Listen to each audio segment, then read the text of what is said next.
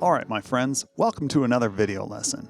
In this lesson, we're going to be discussing controlling time and space. And we're going to be talking about various methods of doing that for a variety of reasons. So first we'll be covering the passage of time, and then changing speed using speed ramping, indicating a location change, utilizing a number of time and space related controls, simulating camera movement, and then also simulating spatial instability by shaking the frame. And then finally, we'll be talking about manipulating objects in a given space. All right, so let's get started. First of all, with the passage of time, the example that we're going to use for that is our good friend, the time lapse. All right, so we've got this scene in Joshua Tree where we've got some clouds that are going to be rushing over this ancient tree and this monolithic rock here. So watch how the indication of time passing by is visually represented simply by speeding up what happens in nature.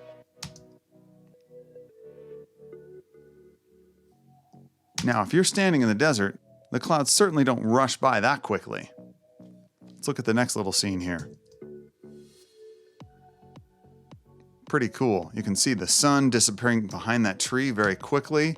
Again, the same thing here. Clouds rushing by. The light values changing on the landscape very rapidly. The next scene here, even more enhanced. Look at those clouds just moving by so quickly. And then we've got this downtown traffic scene in LA. Cars rushing by super quickly. And then let's go to this scene here where we've got a crowded sidewalk and people rushing by there. All of this is done using still frames that are captured at a certain cycle, a certain interval. So usually a high quality video camera or even a still camera, a DSLR, will be used in conjunction with a device called an intervalometer that controls the camera and has it actually capture a frame at a certain interval. So maybe every second, 2 seconds, 3, 5, 10, 20, etc. in order to compress the passage of time when those frames are played back at regular video speed, say 24, 30, or 60 frames a second. So if we go back to the beginning of this time lapse here, you can see as I move through the clip, frame by frame, the clouds are changing their position relatively quickly per frame. That's even more accentuated in this clip here. As I move each frame, you can see the light value and the shadows on the landscape change pretty dramatically. That doesn't happen from one frame to the next. That happens when one frame is captured and then some time goes by before the next frame is captured. And that gives the illusion of speed-enhanced movement when played back at the frame rate of our sequence, 30 frames per second. Pretty cool. Now let's say we wanted to accentuate this first clip. I like how fast it's going, but let's make it go faster. What I'm going to do is adjust the speed of the clip itself. Now there are two different methods for doing this. Number one, we can select the clip, right-click, and go to the speed duration option. That launches this window here, and you can see right now, because it's already been sped up, it's going about 150% of the native speed of the clip. I'm going to change that to say 250%. Now watch what happens to the duration of the clip when I do that in the timeline. It actually shortens it. So the beginning and ending frames will be the same, but the clip itself is now shorter because it's happening faster. Let's watch that. Now those clouds rush by even more quickly. That's one method for doing it. Another, perhaps more intuitive method would be to use the rate stretch tool. So if I head over here to my tool palette, roll over the third set of tools down, click and hold, you can see the rate stretch tool is in there, which is also activated by the R key. So now if I click on the clip boundary here, hold and drag to the left, as I do that, I'm doing the same thing I did with the speed duration option by right-clicking, but I'm doing it in a way that permits me to visually see where I want that clip to end in the timeline. This can be very helpful when you're trying to align it to other things that are happening. Really cool. Awesome. Okay, so now I'm going to close this gap here and play through. Nice. That looks really cool. You know, I think I'd like this one to go more quickly too. So I'm going to grab my rate stretch tool, click, hold, and drag to the left where my playhead is. Back to the selection tool, highlight the gap, large delete key to eliminate the gap, and now let's play through. Nice. That's a little more dramatic. I like it. Very cool. So that is indicating the passage of time using one of the old school tricks, the time lapse. All right, so let's talk about speed ramping. Changing speed using a ramp to do so. So let's play through this simple scene here. We've got a jet that's coming into land in an airport. You'll see it approach very quickly, then suddenly slow down when it gets very close to the camera, and then rush off towards the end. There. And then rushing. Okay? Let's look at that one more time. It approaches quickly, then slows down, and then rushes off. Okay. So how does that happen? How do we control speed that way? Have what we're seeing occur very quickly, then slow down, and then speed back up. That is done using a process called speed ramping.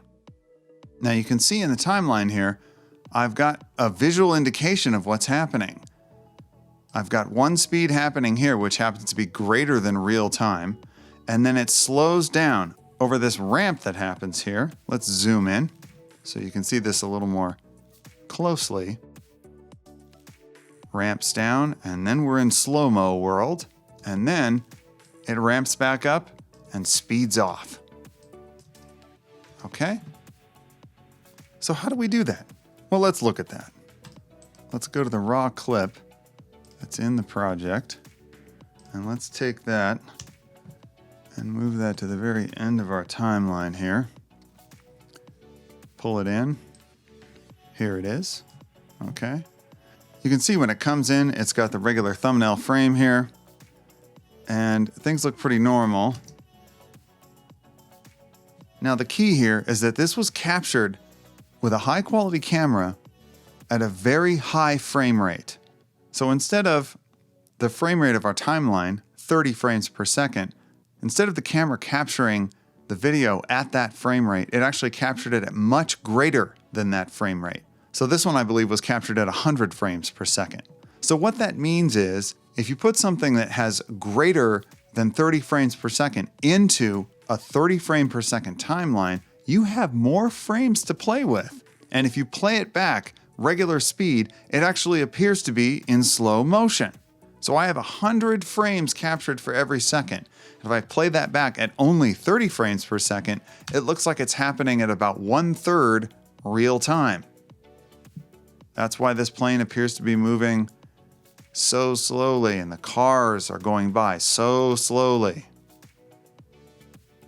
Okay, so what I want to do is utilize this inherent slow motion because of that high frame rate at a particular point in time. Right about here, where the jet is particularly highlighted in frame by the camera. So in order to do that, I need to utilize some keyframes in the timeline itself here. So what I'm going to do is switch the inherent keyframe bar here, which happens to be opacity.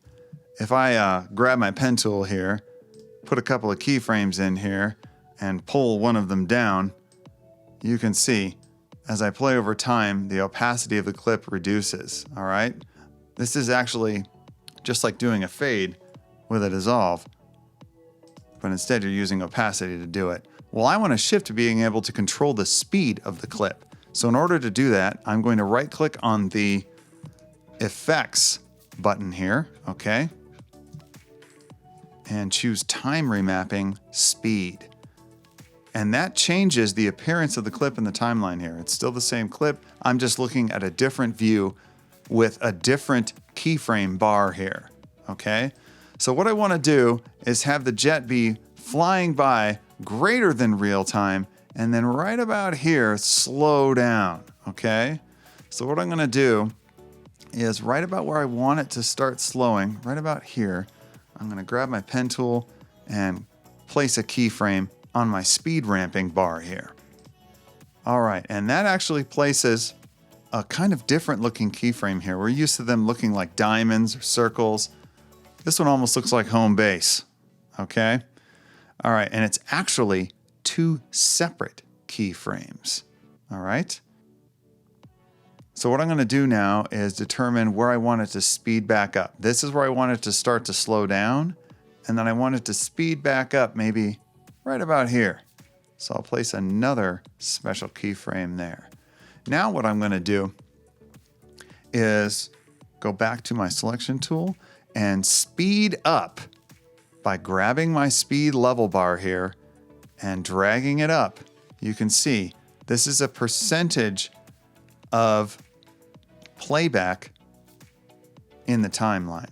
So I'm going to drag that up to say, I don't know, let's go really fast. Let's try 750%? Sure. Okay. So now in this portion of the clip, the plane is moving very quickly, you can see. And now you can see when it hits this keyframe here, it's going to slow down dramatically. But one of the issues is that it does it instantly. From one frame to the next, it goes from moving very quickly to moving very slowly. And I'd rather have that happen over a short period of time. So what I'm going to do is grab one side of this special keyframe and pull it out. And now you can see that over time, I'm going to have this happen in, say, I don't know, 10 frames or so. The speed will go from very quickly and ramp down to slow motion. This is called speed ramping. So now when I play through this, you'll see it ramp down. There we go. Smoothly, very smoothly. Okay, so now I want it to speed back up at the end. So I'm going to drag this up again to something like 750% or so. Okay. And again, it's going to do that instantly, and I'd rather not have it do that. I'd rather have it do that over a little bit of time. So let's ramp that over some time here. There we go. So there's a little bit of acceleration in there that happens over a short period of time, 10 frames or so.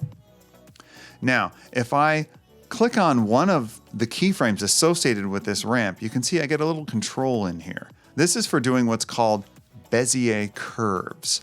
So if I grab the top bar here, pull it over to the left, you can see that the ramp itself changes in appearance.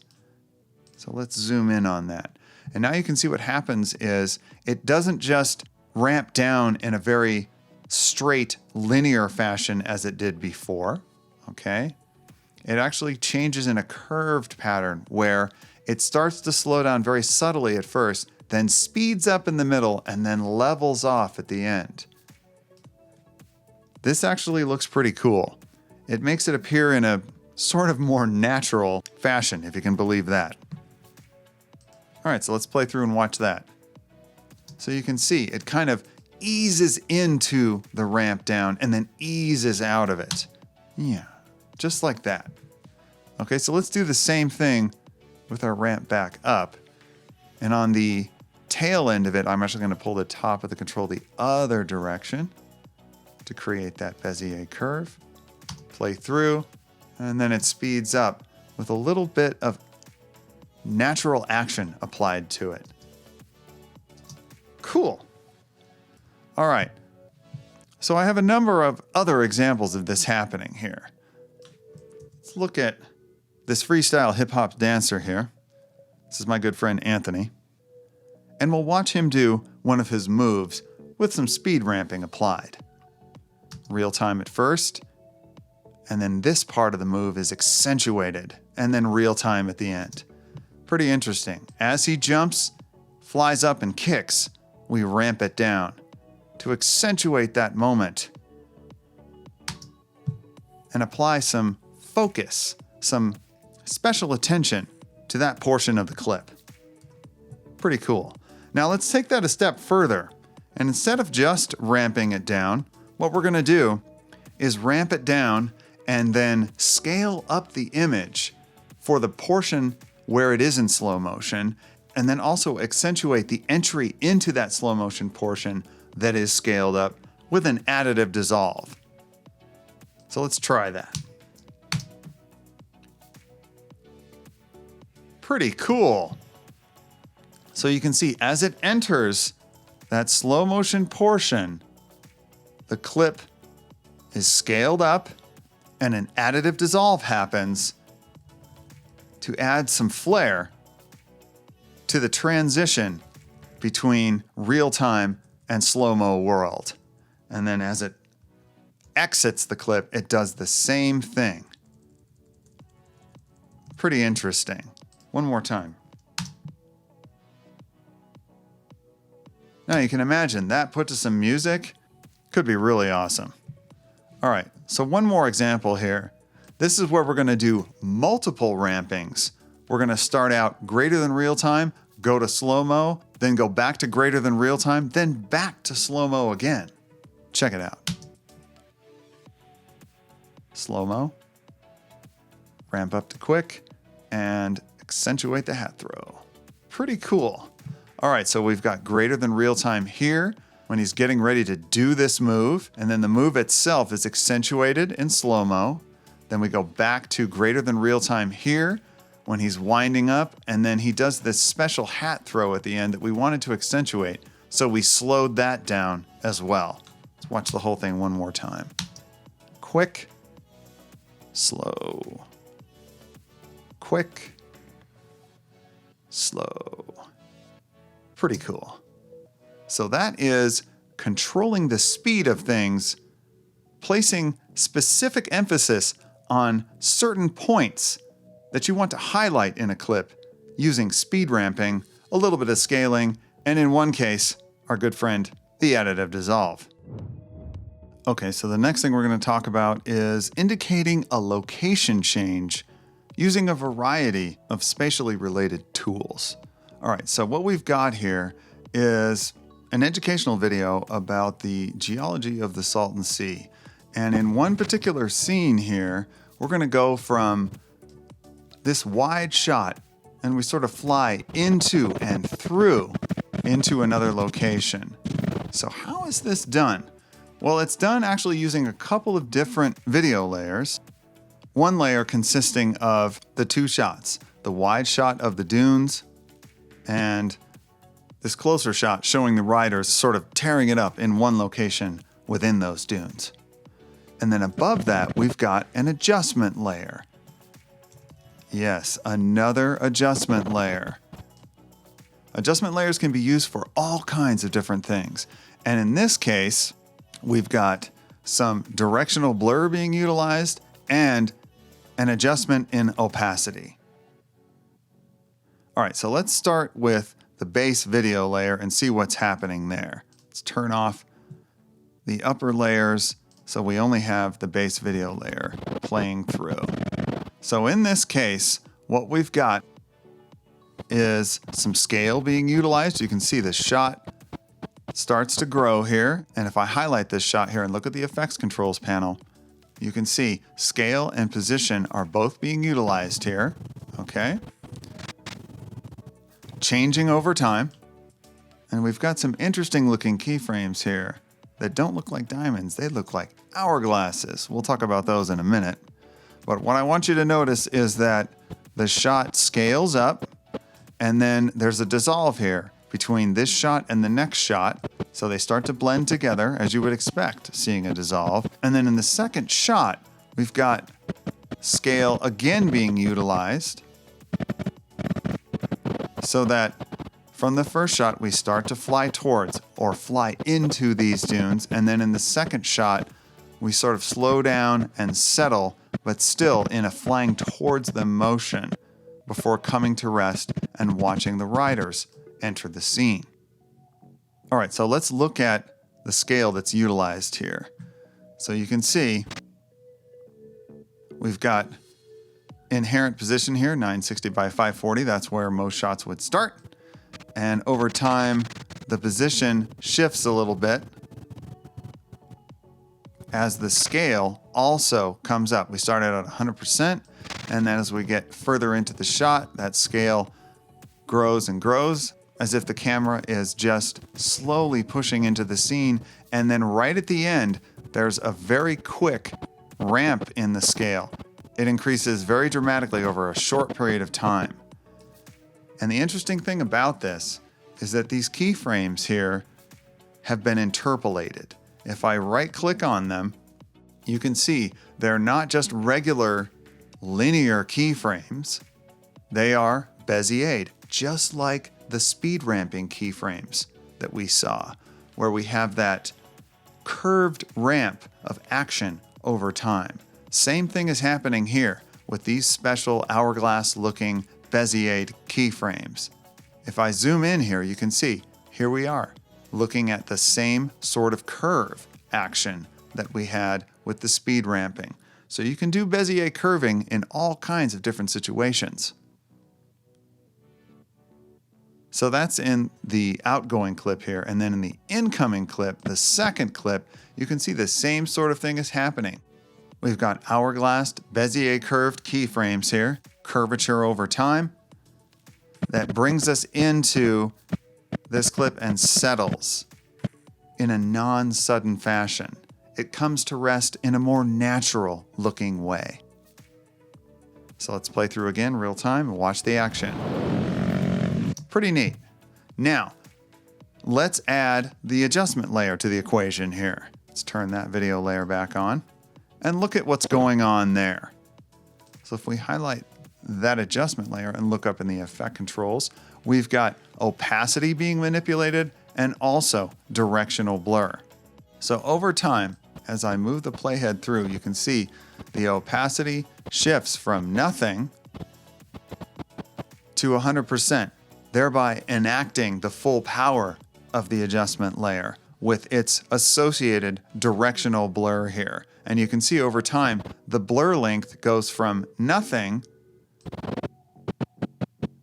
to about 20, and then back down to nothing again. So we have the opacity affecting how much of this directional blur we're allowed to see, and then the directional blur itself increasing and then decreasing. So the overall effect in the shot is that not only do we have the scaling happening between the two clips down here, but we also have some blur being applied over both of them by the adjustment layer in a gradually increasing amount, utilizing opacity to bring that into force as the blur itself increases in strength. Then the opacity decreases as the blur itself also decreases in length. This is almost like using a dissolve to go into and out of a clip to blend its strength into what we're seeing on screen, but it's using opacity and keyframes to do it instead. So one more time, with all the cylinders firing. Pretty interesting transition, and really not that hard to do.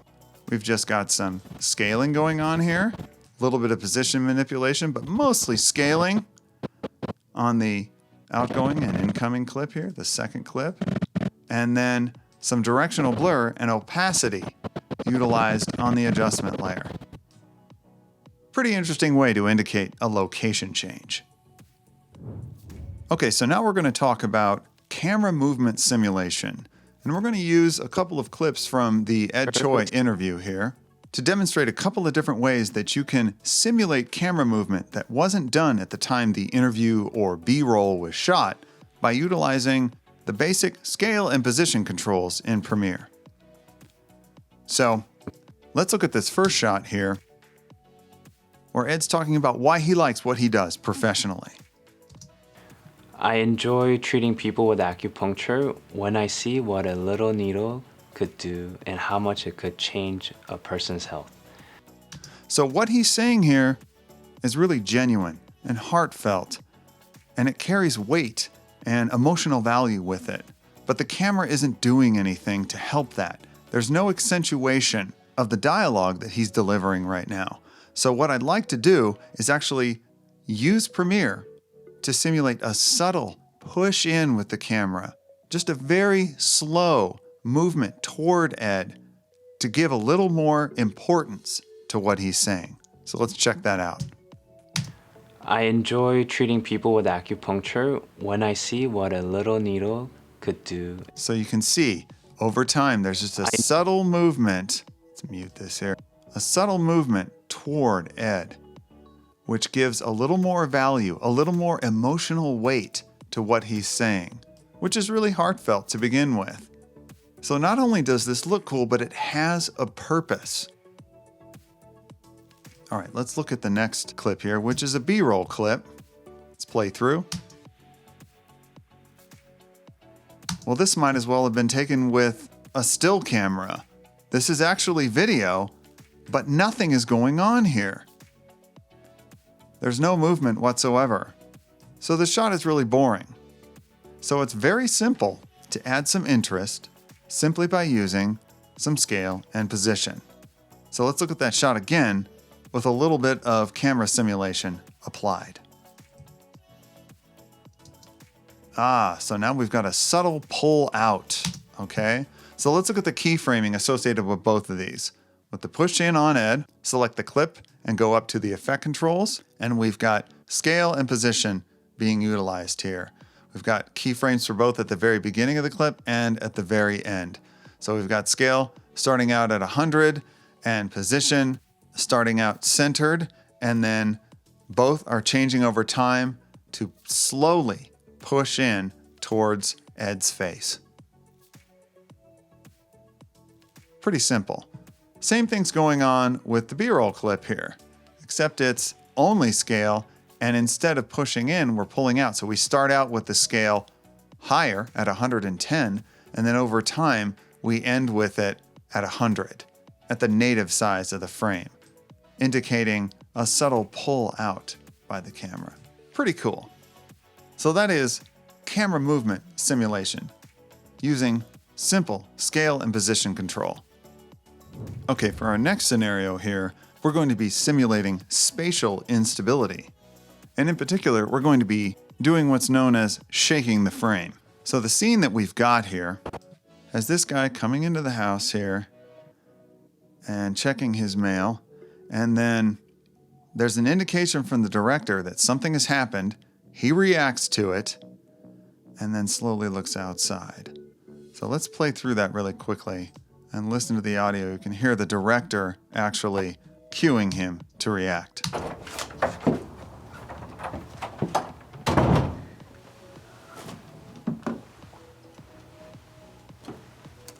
Looking through his mail, and then boom! So something very intense, some sort of intense impact was supposed to have happened right here when the director cued him. So what we want to do is make that more realistic by having the entire scene sort of shake and adding some sound effects as well. So what we're going to do is right at the point where the impact is supposed to happen, we leave all of the other nat sound in and take out the director's cue here, and instead put in some sound effects that are pretty intense, and then also do some keyframing of the video. So as you can see, as I play through this, the scene gets pretty intense.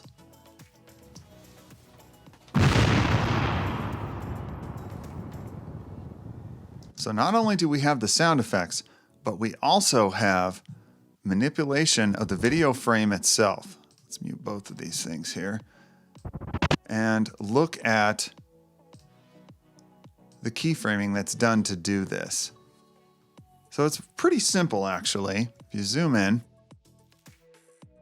you can see that scale and position were again utilized here. And we have a bunch of keyframes placed very closely together to make this happen. So if we move through the sequence, frame by frame, you can see that every time we cross one of these keyframes, the scale changes and the position changes. So if we go back to the first one, we've got position basically centered. Scale is already at 110%. And the reason that is done is that we need more real estate to be able to manipulate this image. So if we're going to move the frame around and make it appear to shake, we need to have excess around the edge of the frame so that we don't see the edge of the frame.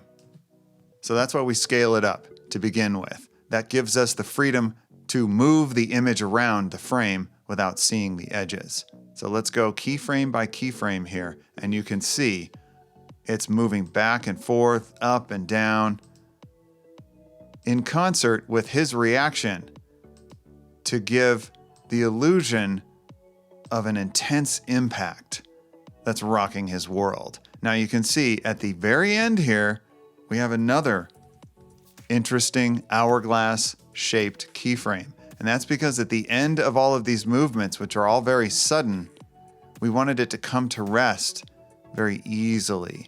So we used one of those ramped Bezier curved keyframes to make it do that. Okay? So in addition to the position moving around, we've got a little bit of scale manipulation here too. Look at these keyframes. It starts at 110, then goes to 114, comes at you just slightly, and then goes back to 110. That helps the initial impact intensity right here before all of the rest of the shaking happens. All right, so let's play through that again in the timeline.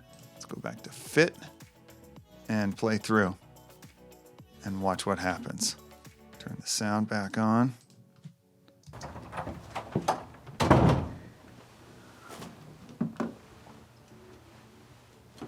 Everything's fine until...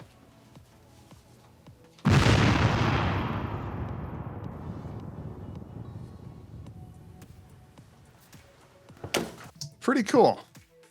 Simple, scale, and position. Really accentuating this scene here. Making it extra cool. Helping to create spatial instability. All right, so finally, let's look at manipulating an object in a given space. So we can move all kinds of things around the screen. And in this case, we're going to look at a scene that I created where I was able to move a flying saucer, a UFO, around the screen during the alien abduction of my cat. Let's play through.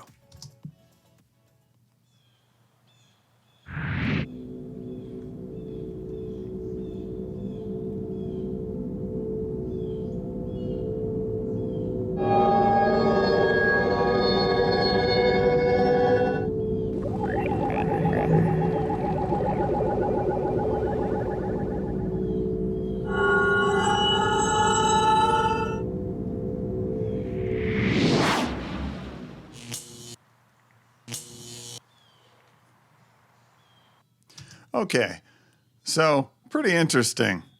Kind of fun stuff, right? Let's mute everything here. And take a look at how this was actually done, okay? So let's focus on the UFO here to begin with. We can see it comes from very far away, zooms in, and then slowly approaches in a hovering-like fashion, kind of swivels and wavers, which is kind of realistic, until it gets closer, kind of assumes the position where it's going to actually beam the cat up, and then sort of swivels and hovers while it's doing that. The beam lowers, the cat is pulled up into the UFO, manipulated, and then beamed back down, slightly altered.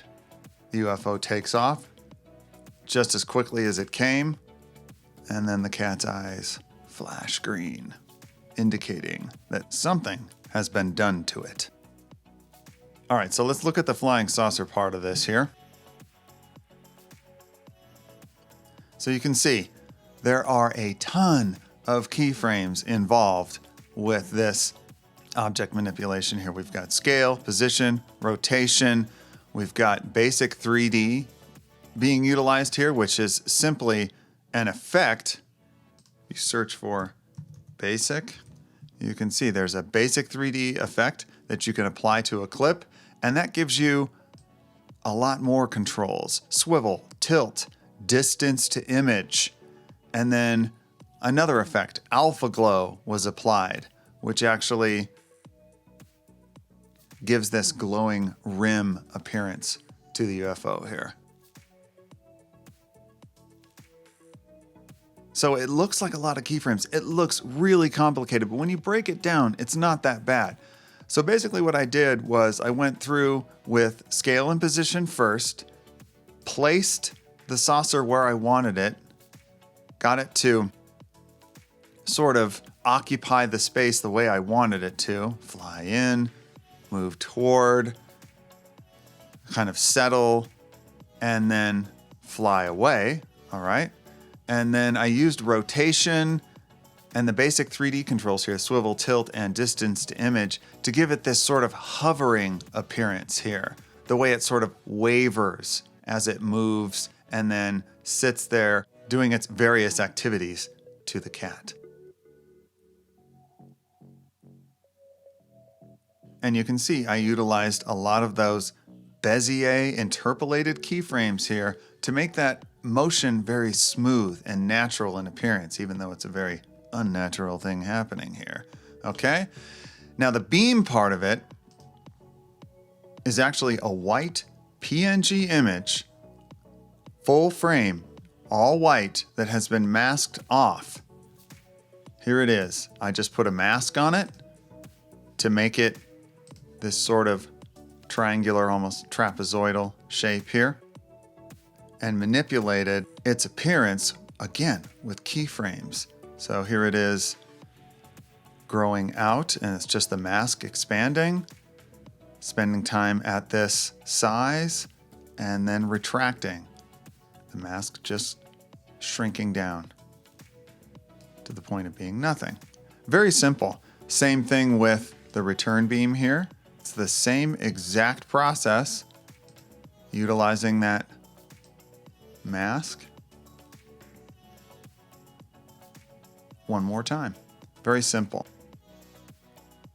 And then each one of them has a slightly reduced opacity here, you can see, so that you can actually still see a little bit of the cat and the background through them.